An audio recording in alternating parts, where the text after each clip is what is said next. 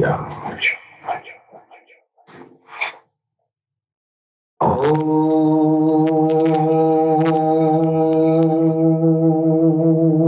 नमो सद्गुरु चरण कमलेभ्यो नमः। ओम नमो सद्गुरु चरण कमलेभ्यो नमः। ओम नमो सद्गुरु चरण कमलेभ्यो नमः। ओम नमो नारायण।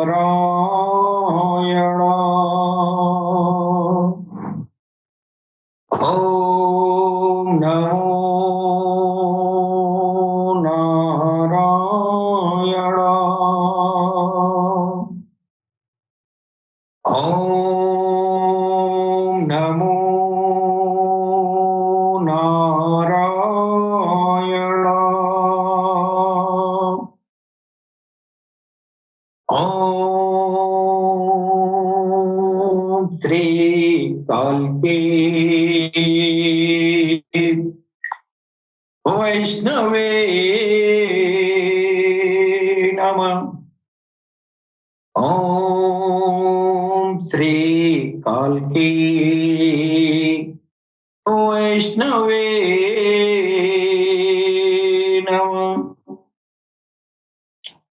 ओम श्री काल्के वैष्णवे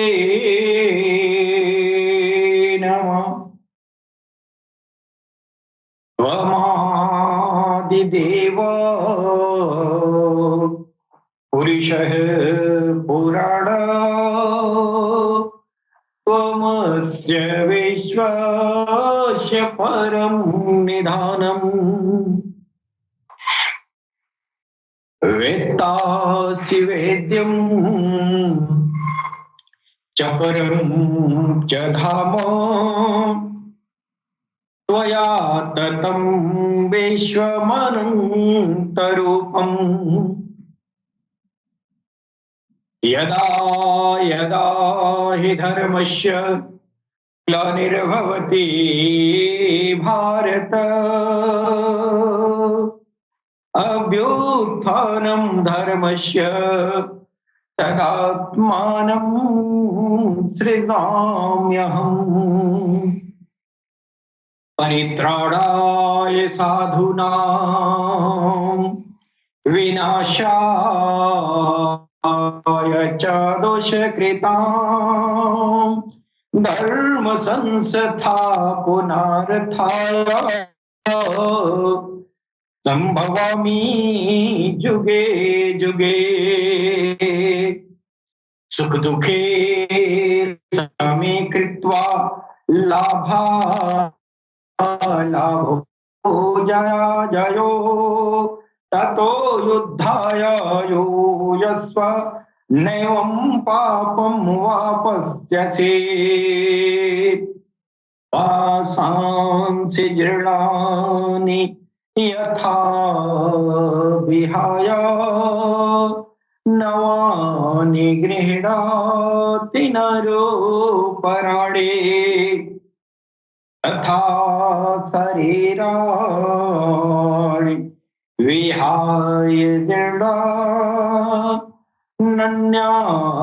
संयाति नवानि देहि।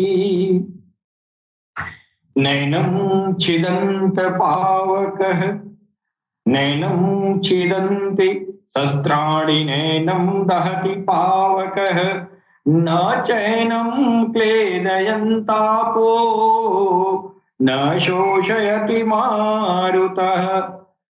कर्मणा कर्मणेवाधिकारस्ते मा फलेषु फलेषु कदाचनं मा कर्मफल हेतुर्भूः मा ते संगोऽस्त्व कर्मणि।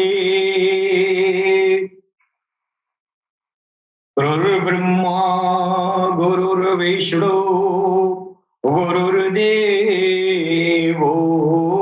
महेश्वरः गुरु साक्षात् परं ब्रह्म तस्मै श्री गुरुवे नमः। अखण्डमण्डलाकारं व्याप्तं येन चराचरं तत्पदं दर्शितं येन तस्मै श्रीगुरुवे नमः। वर्णानामर्थ साधनां रसानां छन्दसामपि मङ्गलानां च कर्तारो वन्दे वाणी विनायको। भवानी शङ्करो वन्दे श्रद्धा विश्वासरूपिणो याभ्यां विना न पश्यन्ति सिद्धाः स्वान्तः स्वहस्तमीश्वरम्।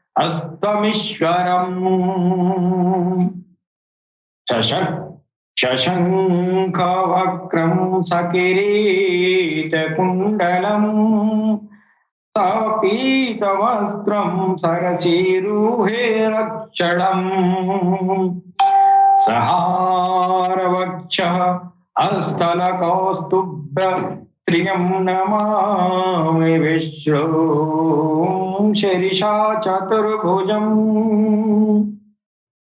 शान्ताकारं भुजगशयनं पद्मनाभसुरेशं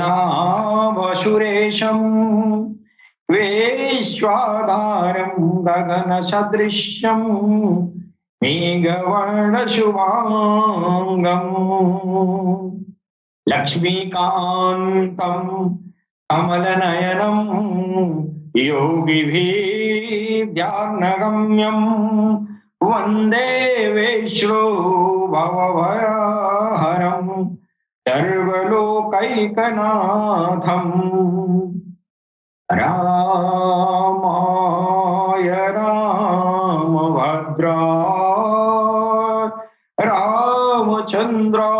रामचन्द्राय वेदसे रघुनाथाय नाथाय सीताय पतये नमः। लोकाभिरामम् अरणरङ्गधीरं राजीवनेत्रं रघुवंशनाथं करुण्यरूपं करुणाकरं तं श्रीरामचन्द्रं शरणं प्रपद्ये। करारविन्देन पदारविन्दम् मुखारविन्दे विनिवेशयन्तम् वटस्य पत्रस्य पूटे शानम् बालं मुकुन्दं मनसा स्मरामि।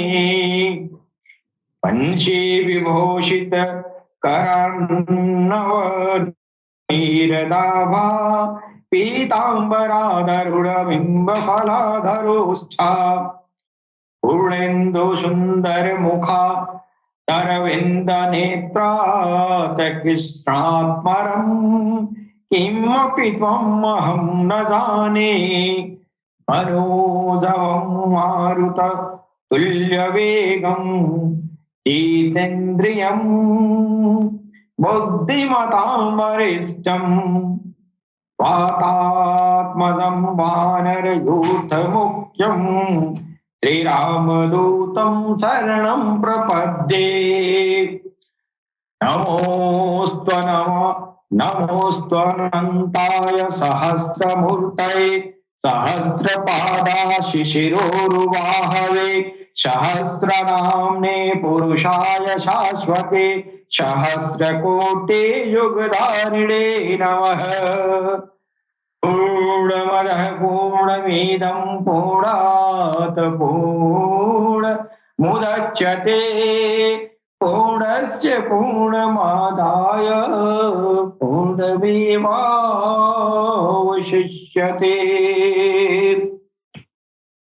वन्दे देव उमापतिं सुरगुरुं वन्दे जगत्कारणम् वन्दे पन्नगभूषणं मृगधरं वन्दे पशूनां पतिम् वन्दे सूर्यशशाङ्कवहनीनयनं वन्दे मुकुन्दप्रियम् वन्दे भक्तजनाश्रयं च वरदं वन्दे शिवं प्राङ्करम् वन्दे शिवं शङ्करम्। कस्तूरीतिलकं ललाट पटले वक्षः स्थले कौस्तुभं नासाग्रे वरमौक्तिम करतले वेणुवकरे कङ्कणं सर्वाङ्गे हरे चन्दनं सुललितम् कष्टे कंठे च मुक्तावली गोपस्त्रे परिवेष्टितो विजयते गोपाल चूड़ामणि गौरी पद्यमा शचिमेघा सावित्री विजया जया देवसेना स्वधा स्वाहा मातरो लोकमातरः। हृस्तिः पुष्टिस्तथा तुष्टिरात्मनः कुलदेवता गणेशो गणेवनाधिकाः एता वृद्धो पूज्याश्च षोडश अर्हापीडं नटवरवपु कर्णयो कर्णिकारमे विभद्रवास कनके कपिशं वैजयन्ती च मालम् रङ्ग्रानवेरुणधर सुधया पुरयन गोपवृन्दै वृन्दारण्यं सपदरमणम् प्रविशदगति कीर्तिः ध्यायेदाजानुबाहुं धृतशरधनुषम् पद्मपद्मासनस्थम् पीतं वासोवसानं नवकमलदलस्पर्धिनेत्रं प्रसन्नम् वामकारूढशीतामुखकमल मिल्लल्लोचनं नीरदाभं नानालङ्कारदीप्तं ददत मुरुजटामङ्गलम् रामचन्द्रम् रामाय रामचन्द्राय वेदसे रघुनाथाय नाथाय सीतापतये नमः। ॐ गंगणपतये नमः। ॐ गंगणपतये नमः।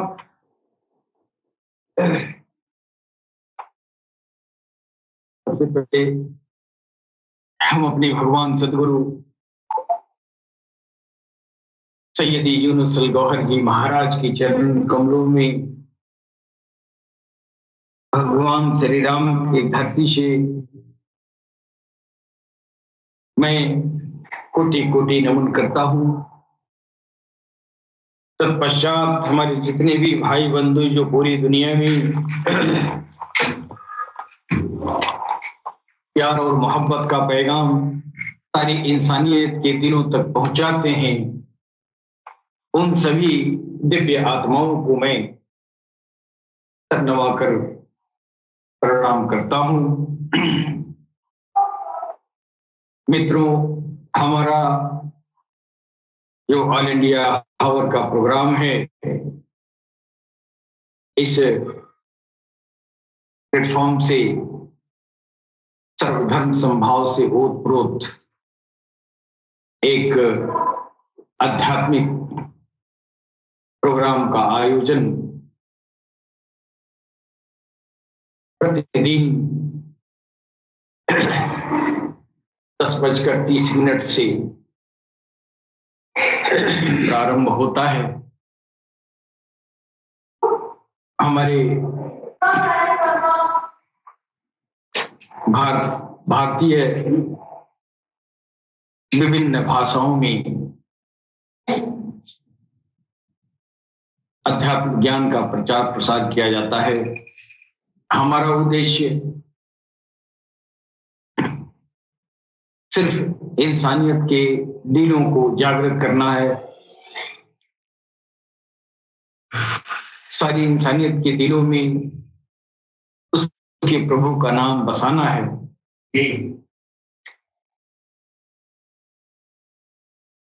और इसके अलावा हमारा कोई एजेंडा नहीं है। जी बिल्कुल। हमारा एजेंडा सिर्फ और सिर्फ सभी धर्मों में निहित जो भगवान का पवित्र नाम है, उस नाम को उसी दीन धर्म में रहते हुए, उसी वेशभूषा, उसी स्थिति परिस्थिति में रहते हुए अपने प्रभु का नाम दिल में उतार सके। जी, यही हम लोगों का मिशन है। जी। और इस पावन पवित्र मिशन का आगाज मेहदी मसीह काल के अवतार बुद्धखिल समावेल मैत्री बुद्धा तीर्थंकर तेज सरोस आदि आदि नामों से जाने जाने वाले वो हस्ती इस दुनिया में पधारी है, जिनका नाम सैयदना रियाज अहमद गौहर शाही है। जी। इस पुनीत अभियान का शुभारंभ भगवान काल की अवतार सरकार गौहर शाही ने किया है। भगवान काल की अवतार सरकार गौहर शाही ने इस दुनिया में पुनः दोबारा आना है। जी। और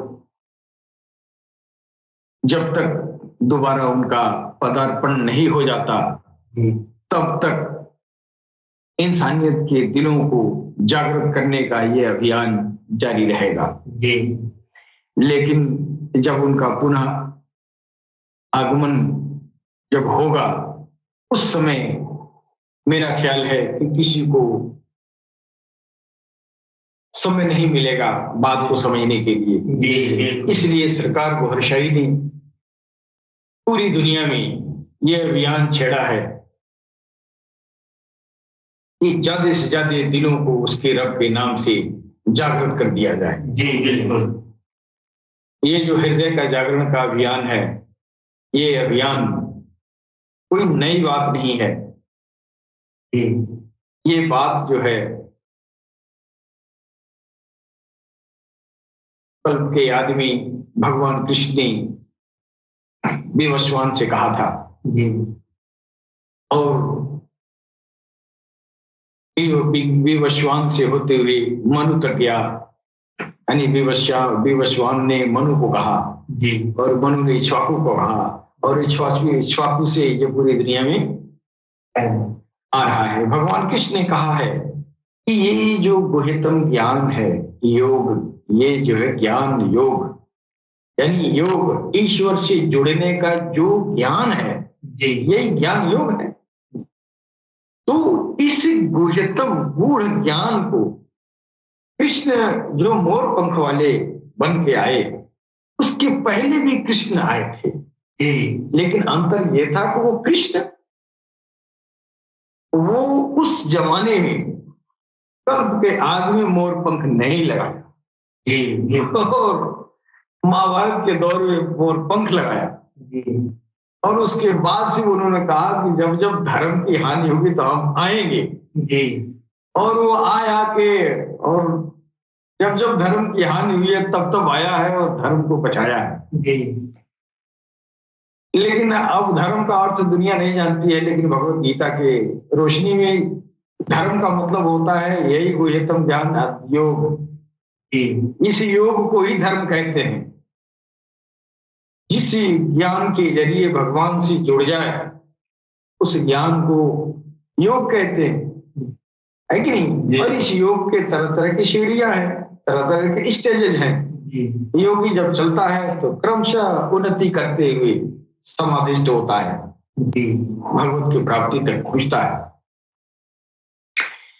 तो यम नियम से होते हुए समाधि तक जाता है। ये लंबा प्रोसेस है। ये क्रिया भगवान कृष्ण कह रहे हैं द्वापर में कि ये अभी की बात नहीं है, यह योग मैंने पहले भी बताया, है कि नहीं? और यह गीत पहले भी गाया गया है। कौन सा गीत? ये गीता का ज्ञान जो योग है भगवान से जुड़ने का, यह ज्ञान पहले भी गाया गया और अभी भी गाया गया, है कि नहीं? और इसके बाद आने वाले दौर में भी कहा जाएगा, ये गीत गाया जाएगा, है ना? और यही गीत जो है ये भगवान से जुड़ने का ये रास्ता है। इसी को योग कहा गया। यही अध्यात्म है, यही रूहानियत है, यही तसव्वुफ है, यही राह तरीकत है। अब इस योग के रास्ते पर जब बाद में जो इस्लाम आया, उसके बुजुर्ग जब उस पर अमल पैरा हुए तो उसको राह तरीकत कहा गया, राह सुलूक कहा गया। लेकिन असल चीज वही है जो कृष्ण का योग है कि नहीं? लेकिन ये जो है हमको इस बात पे इठलाने की जरूरत नहीं है कि मेरा ही सब में है, मेरा ही सब में है, लेकिन मेरा प्रारंभिक सब में है। प्रारंभिक सब में है, उरूज तो आने वाले में होगा है। बिल्कुल। इस योग का प्रिमिटिव स्टेज हमारे में है। क्यों है? तो हमने शुरुआत किया ना। कौन किया? कृष्ण ने किया। और कृष्ण कह रहे हैं फिर इसके बाद से गाया जाएगा। तो प्रकृति का उत्थान, ये जो है ये नियम है, उत्थान पतन, है कि नहीं? उत्थान पतन नियम है। तो इस ज्ञान का भी उत्थान हुआ, इस ज्ञान का भी पतन हुआ, है कि नहीं? हाँ, इस ज्ञान का भी उत्थान हुआ है, फिर पतन भी हुआ है। जब जब पतन हुआ है तब तब कृष्ण का आगमन हुआ है कि नहीं? बिल्कुल। जब जब इस ज्ञान का पतन हुआ, इसी को कहा गया है जब जब धर्म की हानि हुई तब तब वो कृष्ण आएंगे। कृष्ण का वादा है, वो आए हैं, लेकिन इंसानियत के अंदर उसको पहचानने की बिसात नहीं है। बिल्कुल, है कि नहीं? ये बिसात नहीं है कि इंसान उस जात को समझ पाए। कृष्ण आए भी और चले भी गए, फिर आएंगे भी, है कि नहीं? हाँ, वो आना जाना उनका लगा है, इसलिए उनका वादा है यदा यदा हि धर्मस्य ग्लानिर्भवति भारत, है? तो जब जब ये जो है धर्म संस्थापनार्थ, धर्म की पुनः स्थापना के लिए, है ना, और दुष्टों का दमन करने के लिए हम आएंगे। अब लोग जो है दुष्टों का दमन का मतलब ही समझते हैं अगर हम हिंदू हैं तो हमारा दुश्मन मुसलमान है। नहीं नहीं, मुसलमान दुश्मन नहीं है। आप मुसलमान दुश्मन बना नहीं है। गीता के रोशनी में मुसलमान दुश्मन नहीं है। गीता के रोशनी में मुसलमान दुश्मन होता तो मुसलमान का जिक्र होता ना, इस्लाम का जिक्र होता ना। कहीं गीता में इस्लाम की बात नहीं है, कहीं गीता में मोहम्मद रसूलुल्लाह की बात नहीं है कि नहीं? और ये कहा जा रहा है कि धर्म की हानि होगी, तो हानि करने वाले तुम ही लोग होगे, मुसलमान नहीं होंगे, है कि नहीं? तो जब जब तुम्हारा ये योग जो भगवान से जुड़ने का ये योग खत्म हो जाएगा, गायब हो जाएगा, आडंबर और पाखंड में बदल जाएगा, लोग शहदबाजी करेंगे, फिर एक ऐसा सदगुरु के रूप में वो महापुरुष की वो जो है परम भाव अंदर कृष्ण का परम भाव उसके अंदर बैठ के आएगा। है कि नहीं? ये है कृष्ण का बार बार आना। है कि नहीं? तो कृष्ण का बार बार आना, ये जो है जब जब धर्म की हानि हुई तब तक उनका आना है। आप देखे होंगे कि इस धरती पर विभिन्न भूभाग पर, विभिन्न खित्ते में और विभिन्न भाषाओं में विभिन्न प्रकार के महापुरुष आए हैं। उन महापुरुषों के अंदर जो वो आए हैं, तो जब जब वो महापुरुष है तो क्या किए? उनका काम यही रहा, इसी अध्यात्म को सिखाना, इसी योग को सिखाना, भगवान से, आत्मा से परमात्मा के मिलन का गुण सिखाए। है कि नहीं? तो ये गुण जो है, ये ढंग, ये तौर तरीका भगवान से मिलने का, ये अध्यात्म कहलाए। और एक के बाद एक आने वाले लोग एक से बढ़ के एक इस योग को और उन्नत करके दुनिया के सामने प्रस्तुत किए। अर्थात वही कृष्ण का परम भाव जो मोर पंख वाले के अंदर था और दुनिया नहीं समझ पाती थी, और वो कह रहे हैं कि मेरा जो है मानस रूप देखकर और ये जो है मंद बुद्धि वाले मेरे परम भाव को नहीं समझ रहे हैं। जब कृष्ण के जमाने में कृष्ण को नहीं समझा, तो कृष्ण बाद में आए तो कहां समझ पाएगा? नहीं समझ पाएगा ना। लेकिन कुछ लोग ऐसे उस दौर में भी थे, अर्जुन की तरह अनुरागी, जो कृष्ण के परम भाव को जान गए। उसी तरह बाद में भी जो जिसके अंदर कृष्ण बैठ के आए, उस परम भाव को भी यदा कदा लोग जान गए। उस परम भाव को भी यदा कदा जान गए। अब इसी क्रम में सबसे आखिरी में सरकार को हर्षाई आ रहा है। सरकार को हर्षाई आ रहा है, और सरकार को हर्षाई के अंदर वो कृष्ण की वो परम भाव इस तरह मौजूद है कि आप इनकार कर ही नहीं सकते। बिल्कुल। उनकी दिव्यता को, वो परम भाव क्या थी? दिव्यता थी ना।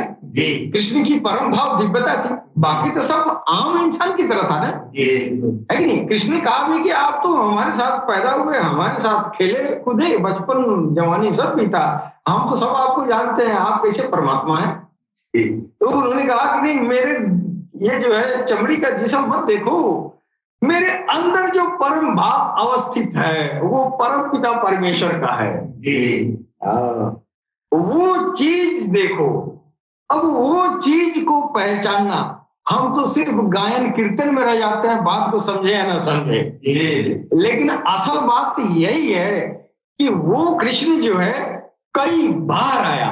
जब जब धरती पर इस योग का नाश हुआ, यानी लोग एथियस हो गए, यानी लोग जो है भगवान से इनकार करना शुरू कर दिए, भगवान को ही इनकार करना शुरू कर दिए, तब जो है कोई पैगंबर बन के आया, कोई वली बन के आया, कोई ऋषि बन के आया, कोई महर्षि बन के आया। है कि नहीं? वो ऋषि और वो जो है महर्षि, वो वली, वो जो है पैगंबर, नबी, ये सब के अंदर वो कृष्ण का परम भाव अंदर मौजूद था।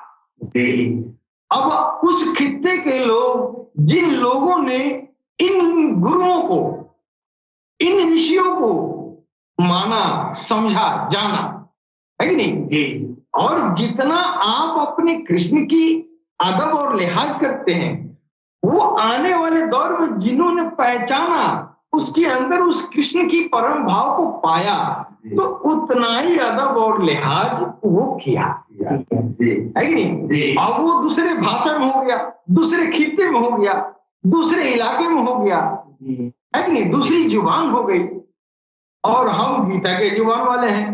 अब हम इस जुबान को उस जुबान को तुलना करते हैं, तभी कहते हैं नहीं वो दूसरी चीज है, ये दूसरी चीज है। मेरे समझ की बात होती है वो दूसरी चीज है, लेकिन वो परम भाव जो वहां था, वही परम भाव इधर भी आया। ईश्वर सबका है ना, बिल्कुल। है कि नहीं? तो क्यों सिर्फ संस्कृत से प्यार करेगा? भगवान तो सबका है, तो क्यों सिर्फ हिंदुस्तानी को प्यार करेगा? भगवान है, उसकी कृति सारी दुनिया है, तो सबसे प्रेम करेगा ना, है कि नहीं? तो ये सबसे बड़ी समस्या है ये कि हम लोग भगवान कृष्ण के योग को नहीं समझ पाए और सिर्फ इबारत को पढ़ना जानते हैं, उस पर चिंतन और मनन नहीं करते हैं। अगर गीता के श्लोकों पर गहन चिंतन मनन किया जाए तो पूरी इंसानियत में जहां भी, जिस भी दीन में, जिस भी भाषा में, जिस भी धरती के किसी कोने में कृष्ण का परम भाव अगर मौजूद होगा तो वो गीता पढ़ने वाला उसको समझ जाएगा। बशर्ते गीता को ये जो है ऐसा स्वाध्याय किया हो जो अक्षर सा वो परमात्मा रूपी गुरु ने पढ़ाया हो। जैसे हमारे ये स्वामी अड़गड़ानंद जी महाराज है, इन्होंने गीता का ऐसा टीका लिखा कि पूरी गीता मोहम्मद रसूलुल्लाह के लतीफे नफ्स की तालीम है। कोई यकीन करेगा? जब मोहम्मद रसूलुल्लाह की जो रूहानी तालीम में राह तरीकत की नफ्स कुशाई वाला, नफ्स को पाक करने वाला जो तालीम है, इल्म है, वही हूबहू गीता है। अंतर क्या अरबी में हो गया, इधर संस्कृत में है, बात एक ही है। और इंसान को इसी कर्म को करने के लिए बनाया गया है। इसके अलावा इंसान का जो भी कर्म है वो सांसारिक है, वो आपके जिस्म के लिए है, इस संसार के लिए है। लेकिन आपकी जो शाश्वत आत्मा है, जो परमात्मा में विलीन होना है, ये आपका पहला काम है ना। इस काम को करने के लिए, इस कर्तव्य को करने के लिए, इस कर्म को करने के लिए भगवान कृष्ण ने भी कहा और मोहम्मद रसूलुल्लाह ने भी कहा। वो सांसारिक चीज है और ये जो है आपका पारलौकिक चीज है। यानी पारलौकिक मतलब वो जिंदगी जो आपकी आंखों से नहीं दिखाई देती है। तो इस पारलौकिक जिंदगी को संवारने के लिए बार बार भगवान कृष्ण अर्जुन को कह रहे हैं, अर्जुन तू कर्म कर। और कर्म से मुराद, कर्म से जो अर्थ लिया जाता है वहीं पर इंसान भटक जाता है। कर्म का मतलब खेती करना, गीता का कर्म का मतलब खेती करना तो कदापि नहीं है। अगर कोई कर्म का मतलब खेती करना समझता है तो गीता उसके लिए नहीं है। अगर यज्ञ का मतलब वह जो है जौ तिल दान जलाना, अगर यज्ञ का मतलब समझता है तो गीता भी उसके लिए नहीं है कि नहीं? हाँ, गीता जब तक एक ऐसा पारंगत गुरु जो तत्वदर्शी हो वही इसके यथार्थ तक पहुंचा सकता है। वरना जो हो रहा है दुनिया में धर्म की हानि तो हो ही रही है, है कि नहीं? धर्म का मतलब धर्म एक ही होता है धरती पर, दूसरा कोई धर्म ही नहीं है। एक धर्म है वो सिर्फ सनातन, सिर्फ सनातन धर्म है, इसके बाद से कोई धर्म ही नहीं है। और सनातन वाले तो इस तरह के ज्ञानी ठहरे कि अपनी तुलना मुसलमानों से कर बैठते हैं। यार वो तो दीन है, दीन का मतलब तुम समझा ही नहीं। और जहां आप बाहुल्य हैं, जहां आपकी संख्या ज्यादा है, वहां तो शेखी बढ़ाते हैं, है कि नहीं? हम ऐसे हैं वैसे हैं, ये है वो है, लेकिन जहां अगला बाहुल्य है वहां पर क्या हाल होगा? जहां तेरा अल्पसंख्यक है कि नहीं? तो लोगों के विचार कुंठित हो चुके हैं, लोगों के अंदर जो है विकार पैदा हो चुका है, धर्म की हानि हो चुकी है, स्पिरिचुअलिटी खत्म हो चुका है, रूहानियत खत्म हो चुकी है, तरीकत खत्म हो चुका है, सब में से, सारे दीन में से खत्म हो चुका है। खास तौर से हमारे सनातन धर्म को तो क्या कहना चाहिए लोगों ने दुर्दशा करके रख दिया। गैरों ने नहीं, गैरों ने नहीं, सनातन वालों ने। जी बिल्कुल। जो आचरण, जो कर्म और विकर्म, जो कर्म और अकर्म गीता बता रही है, उस हिसाब से कोई सनातनी नहीं चल रहा। अब कहने के लिए कह रहा हम सनातनी है, हम सनातनी है। हाँ, क्या पूछना है, हम सनातनी है।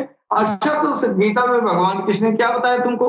कौन सा कर्म करने के लिए बताया? झगड़ा करने के लिए बताया है? नहीं, झगड़ा करने के लिए नहीं बताया। अर्जुन कह रहे तू कर्म कर, कर्म कर। कौन सा कर्म? यज्ञ कर्म। अब यज्ञ कर्म आप तो सीधा अर्थ तो आप तो सुन लिए, और सीधा सीधा कर्म का मतलब ये कि बिहार में शाम तक अगरबत्ती दिखा दे, दुकानदारी को दिन भर ठगे, दिन भर हे भगवान हे भगवान, और दो और दो और दो है। आप शाम को कह रहे हैं मैंने कर्म किया है, भगवान ने कहा कर्म करने के लिए, कर्म किया मैंने। भगवान ने उस कर्म के लिए कहा है, वो कर्म तो इसी संसार के लिए है, वो सांसारिक कर्म है। भगवान सांसारिक कर्म के लिए क्यों तुमको कहे जाएंगे? तुम नहीं करेंगे तब तो तुमको कहना ही पड़ेगा। अगर वो नहीं कहते कर्म करो, तेरे हाथ में विवेक नहीं है, बुद्धि नहीं है, तो बिना नहीं कमाएंगे तो बाल बच्चों को क्या खिलाएंगे? है कि नहीं? तो मालूम हो भगवान इस तरफ, भगवान इसके लिए कभी नहीं किए, इस कर्म की बातें नहीं है, उस कर्म की बात है जिस कर्म से इंसान की पारलौकिक जिंदगी समझ जाती है। उस कर्म को करने से जो नियत कर्म है, निर्धारित कर्म है, भगवान कृष्ण के द्वारा, भगवान कृष्ण के द्वारा अर्थात परमपिता परमेश्वर के द्वारा निर्धारित है, वो गीता में है। उस कर्म को कहा गया है नियत कर्म। नियत कर्म क्या है?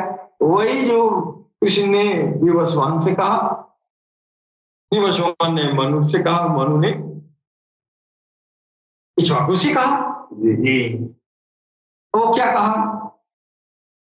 वो वही कहा कि हरे राम हरे राम हरे राम हरे राम, ओम नमः शिवाय, ओम नमः शिवाय, हरि ओम हरि ओम हरि ओम। किससे कहा? श्वासों से कहा, हरि ओम हरि ओम। सो हम सो हम सो हम सो हम सो हम सो हम है। कबीरदास साहिब का ओ हम सो हम, ओ हम सो हम। जी है। इस तौर तरीके गुरुओं ने बताया ना, ये यज्ञ की रचना महापुरुषों ने किया है। जो परमात्मा स्थित गुरु हो जाता है, उसको गीता में जो है तो कहा गया है कि ये जो है यज्ञ की रचना करता है। ये यज्ञ की रचना करता है। वो अपने शिष्यों को, जो अनुराग लोग हैं, उनको जो है उस परिस्थिति के अनुसार, उस शिष्य के परिस्थिति के अनुसार, कुछ ऐसे गुरु हैं कि उसका भूत और भविष्य आंख बंद किया, और जहां से वो आया है और जहां जाएगा, है ना, और जहां से गुजरेगा, वो गुरु तो ऐसे कुछ सदगुरु है, सब देख लेते हैं। अगर वो सृष्टिकालीन ही पापी है तो अधिकांश गुरु भगा ही देते थे कि इसके अंदर कोई भी नाम दान इसके दिल में नहीं उतरेगा, तो वो कोई बहाना बना के हटा देते थे। ये हमारे साथ अगर चिपक जाएगा तो मेरे मठ में तो यह जो है आदत से बाज आएगा नहीं, हमको बदनाम कर देगा, है नहीं। और इस सृष्टिकालीन दिवस में ईश्वर का गुस्ताख रहा है, ईश्वर की लानत इसके ऊपर पड़ रही है कि नहीं। और ये जो है ये अपने आदत से बाज आएगा नहीं, इसके संस्कार इसके खून में आया। तो ऐसे गुरु लोग जो है पहचान कर बहुधा लोगों को धीरे से किनारे कर देते थे। लेकिन कुछ गुरु ऐसे भी गुजरे हैं जो नितांत ही पापी हो, घोर पापाचार में डूबा, है कि नहीं। भगवान उसको एक्सेप्ट नहीं करता है, लेकिन वो परमात्मा स्थित गुरु वो एक्सेप्ट कर लेता है। तो वो अगर उसको स्वीकार कर लिया तो कभी न कभी भगवान भी स्वीकार कर ही लेता है। इसलिए संतों के दर पे बड़े से बड़े पापियों का भी उद्धार हो जाता है। तो ये भगवान कृष्ण जो है इस नियतम कुरु कर्म को कह के, ये नियतम कुरु कर्म त्वम, अर्थात अर्जुन तुम निर्धारित कर्म को कर, वह कर्म यह जो है यज्ञार्थ कर्मणो अन्यत्र लोको अयम कर्म बंधन, अर्थात इसी यज्ञ कार्य के, इसी यज्ञ कार्य के अलावा अगर जो कुछ भी किया जाता है वो इसी लोक का कर्म बंधन है। और भगवान ने जब इस यज्ञ कर्म को के स्वरूप को बताया तो यह पता चलता है कि वह आराधना की एक सार्वभौमिक विशेष विधि है। अब ये लोग कहते हैं कि ये भगवान का ये भजन मन में करें तो हम कैसे, हमारा जो है इस काम क्रोध लोभ मोह मद मत्सर वे विचार के कुविचारों से छुटकारा कैसे मिलेगा। ये बात जो है ये लंबित रहा, ये सवाल कोई बताता नहीं था कि आखिर इधर राम राम कर रहे हैं तो काम क्रोध लोभ मोह मद मत्सर से हमको छुटकारा कैसे मिलेगी। ये टेक्नोलॉजी सरकार और शाही बताए हैं आगे कि तुम जो भी राम या ये अल्लाह कहते हो या भगवान का कोई भी नाम, वाहे गुरु कहते हो, कुछ भी हो, सब भगवान का नाम है। भगवान के नाम का जो सिमरन तू अपने सांसों में करता है, सांसों से मन में जाता है, मन से इच्छा में जाता है, इच्छा से दिल में जाता है, दिल में चला गया, फिर ये संकीर्तन दिल में होने शुरू हो जाती है। और इस संकीर्तन के जरिए आप सरकार गोहनशाह इतना बढ़िया मिसाल दिए, जैसे पानी पानी से टकराता है तो बिजली बनती है, पत्थर पत्थर से टकराता है तो चिंगारी निकलती है, उसी तरह तेरे दिल की धड़कनों में राम राम टकराएगा, वो वहां ज्योति बनेगी। वो ज्योति तुम्हारे मन मस्तिष्क में छुपे हुए इन विकारों को जलाने के लिए वही एकमात्र रास्ता है। सरकार ने बताया कि इन विकारों को दूर करने के लिए पहले आप जो है, पहले जमाने में क्या करते थे कि इस योग साधना में इंसान जो है आगे बढ़ता था, तो ऐसी स्थिति में क्या होता था, इस योग के ये जो है 8 अंग बताए गए हैं और ये 8 अंग नितांत ही दुर्दम है, जिससे मन पर नियंत्रण होता था और इंसान जो है समाधि तक पहुंचता था, है नहीं? लेकिन इतना कठोर यम नियम आसन प्राणायाम प्रत्याहार ध्यान धारणा समाधि तक पहुंचने में ये इंसान को जो है बहुत संयम से काम लेना पड़ता है। और 1 करोड़ लोगों में कोई इस योग को धारण किया, 1 करोड़ में कोई एक समाधिस्थ तक समाधिस्थ हुआ, अर्थात वो भी समाधि में भी 2 तरह की समाधिस्थ है।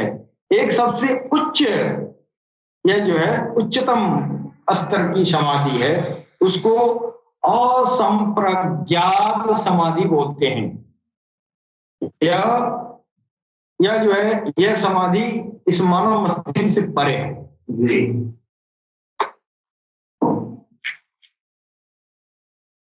लेकिन सरकार गोहनशाही ने इस योग के, ये इष्ट अष्टांग योग के जो फल है, इस फल को इन्होंने जो है ये एक शब्दों में सिमट दिया, है नहीं? हाँ, एक शब्दों में सिमट। कैसे? तो ये जो सांसों में आज तक कहा जा रहा था, अब वो जो है श्वासों से इक्ष्वाकु तक, अरे इक्ष्वाकु से दिल तक जाने में एक जिंदगी गुजर जाती थी और चला करोड़ों पहुंचा एक। लेकिन ये कठिन रास्ता है। आपने सुना होगा ना कि कोई चीज न मिलने वाली हो तो लोग कहते हैं भगवान से मिलना आसान है लेकिन तुमसे मिलना मुश्किल है। क्यों इस तरह की मिसाल दी? इसलिए भगवान से मिलना ये बहुत जटिल प्रक्रिया ही है, बहुत जटिल प्रक्रिया है? योग के 8 अंग बताए, 8 अंग से गुजरना है आपको। हाँ, यम नियम, यम नियम में रह जाना है। यम नियम क्या है? यम नियम ही ये जो है शरीयत है। हाँ, यम नियम ही शरीयत है। इस इस्लाम में जब यम नियम आया तो वो जो है शरीयत कहलाया। अब वो शरीयत इस यम नियम से क्यों उसे वह यम नियम अलग हो गया? इसलिए अलग हो गया कि लोग भी अलग हैं, स्वभाव अलग है, टेम्परामेंट अलग है, देश अलग है, वातावरण या परिवेश अलग है, सब अलग है। तो ये यम नियम भी तो अलग होगा। तो अपने से क्यों तुलना करता है? हमको तो अपने से तुलना ही नहीं करना चाहिए। तो जैसे मेरे में यम नियम है उसी तरह उसमें भी शरीयत है। अब ये शरीयत पे चल के अपने ये जो है अपने अंदर जो मन की चंचलता, आसान भाषा में हम कहना चाहते हैं, जो मन की चंचलता है वो आत्मा की वजह से होती है, नफ्स की वजह से, है नहीं? इधर नफ्स कहा नहीं गया लेकिन उसकी चर्चा हुई। तो उस नफ्स को कंट्रोल करने के लिए योग को अपनाओ, यानी यम नियम आहार प्रत्याहार के रास्ते अपनाओ, योग के अष्टांग रास्ते को अपनाओ। जब ये अष्टांग रास्ता इंसान पकड़ लिया तो वो राह तरीकत हो गया। यही है राह तरीकत। इधर राह तरीकत कहा गया, इधर हिंदुओं में जो है इसको योग कहा गया।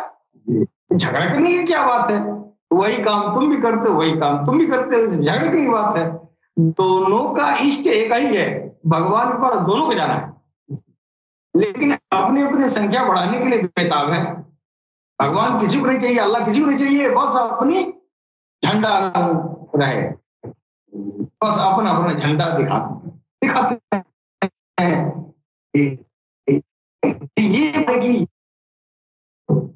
ये सोच जो है शैतान की तरफ से आता है इंसान के अंदर। रब को पाने के लिए दुनिया में कोई कदम नहीं उठाता है, लेकिन अपने अपने धर्म को ज्यादा से ज्यादा फैलाने के लिए सब कोशिश करते हैं। लेकिन कोई इस तरह झंडा नहीं उठाता है, आओ आओ मैं तुमको तुम्हारे रब से मिलाता हूं, ये कोई नहीं कहता। ये कहने वाला सिर्फ एक ही आया, इसका नाम है सैयदना रियाज अहमद गौहर शाही। तो हिंदू है, मुस्लिम है, सिख है, ईसाई है, कुछ भी है, उससे कोई मतलब नहीं।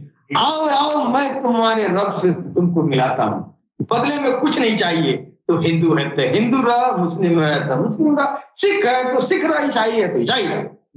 तेरे जिस्म का जो धर्म है उस धर्म पर चल के अपने जीवन का अपना ये जो है ये अपना जीवन का सफर पूरा करो।